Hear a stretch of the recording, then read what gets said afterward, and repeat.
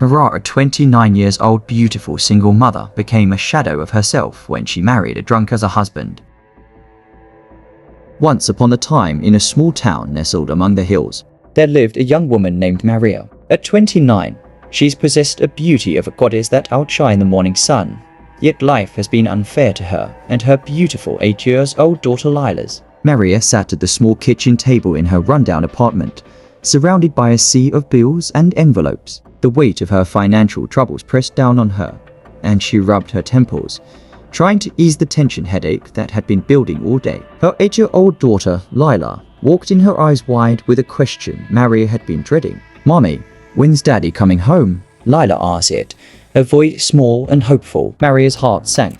She opened her arms, and Lila came to her, nestling into her mother's embrace. "I'm not sure, Mija," Maria said softly, stroking her daughter's hair. He's not doing too well right now." Lila's lip quivered, and tears welled up in her eyes. "But I miss him," she whimpered. "The other kids make fun of me for not having a daddy around." Maria held her daughter tighter, fighting back her own tears. The pain in Lila's voice cut deep, reminding her of all the ways their family had been torn apart. "Oh, Vegeta, I'm so sorry," she whispered. "You deserve so much better than what that bestie," she caught herself, swallowing the harsh word, "than what your father has put us through." A loud bang from another room made Maria stiffen. Fear coursed through her veins as she gently but firmly pushed Lila away. "Go to your room now, Lila," she said urgently. "Lock the door and don't come out until I say, okay?" Lila nodded, her eyes wide with fear, and scurried up to her room. Maria took a deep breath, steeling herself for what was to come.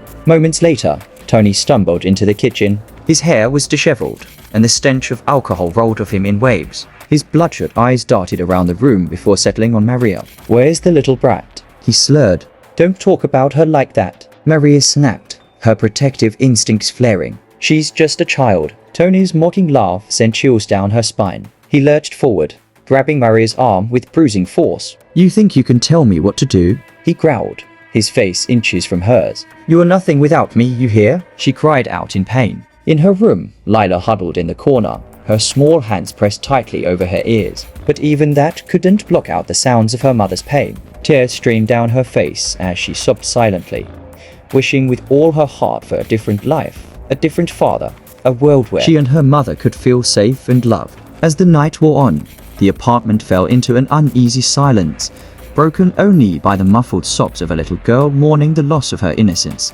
and the shattered dreams of what a family should be.